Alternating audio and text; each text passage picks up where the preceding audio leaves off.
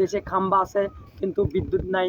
বিদ্যুতের কারণে অশান্তি, বইয়ের জ্বালা, ছোলের জ্বালা। রাত ৩টা বাজে, ছোল ঘুমোর থেকে উঠলে আর ঘুমোতে চায় না।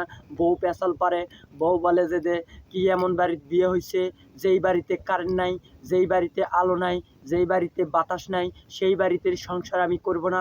বিদ্যুতের কারণে দেশের যে মানুষের যে বিবাহিত ছেলেপেলে আছে, এমনকি যারা নতুন নতুন বাপ হয়েছে, তাদের ছোল রাতের বেলা ৩টা বাজলে ঘুম আর পারে না, অশান্তি করে। এই জন্য সবার কাছে দৃষ্টি আকর্ষণ করতেছি, যে কোনো জেনারেটরের মাধ্যমে হলেও আমার বাড়িতে একটু বাতাসের ব্যবস্থা করেন, যাতে আমার বউ অশান্তি থেকে আমি একটু বাঁচতে পারি, আমার ছেলের একটু ভালো হয়, রাতের বেলা একটু ঘুম হয়। সারাদিন পরিশ্রম করে রাতের বেলা যখন ঘুমাতে যাব, তখন ১ ঘন্টা কারেন্ট গেলে আর ১০ ঘন্টার নামেও আসে না।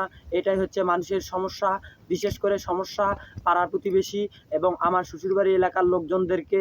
তারা বলতেছে জামাই কয় ঘন্টা পর কারেন্ট আসতে পারে। আমি বললাম যে কারেন্টে এখন দাওয়াত খাইতে গেছে, দাওয়াত খাওয়ার পর আবার ফিরে আসবে, আপনারা একটু ওয়েট করুন।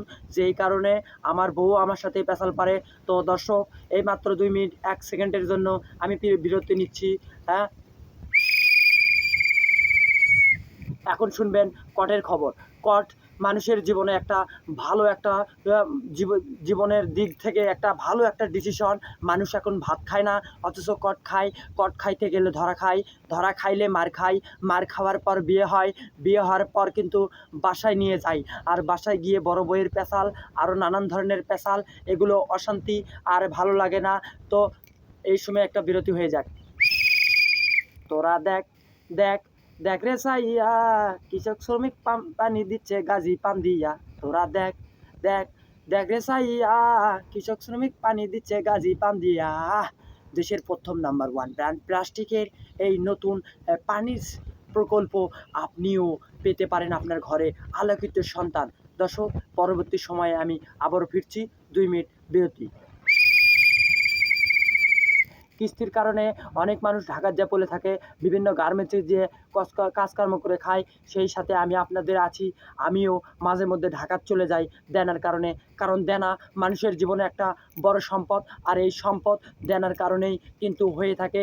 দেনা যদি আমাদের সবারই থাকে, আমাদের কিস্তির প্রয়োজন নেই, তবুও কিস্তিওয়ালার মন খারাপ যাতে না হয়, সেই জন্যই আমরা কিস্তিওয়ালার কাছ থেকে আমরা সবসময় কিস্তি নেই, যাতে কিস্তিওয়ালা কখনোই মন খারাপ না করে।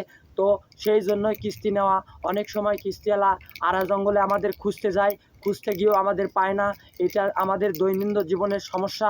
সপ্তাহে সারাদিন ৬ দিন কাজ করি, ৫ দিন কিস্তি, যে টাকা ইনকাম করি সেই টাকা কিস্তিওয়ালার পেটাতে চলে যায়, আর যে টাকা লিসনু ওই টাকার কোনো খবর নাই। তো দর্শক, এইমাত্র আমি আপনাদের মাঝ থেকে বিরতি নিচ্ছি। সবাই ভালো থাকবেন, সুস্থ থাকবেন।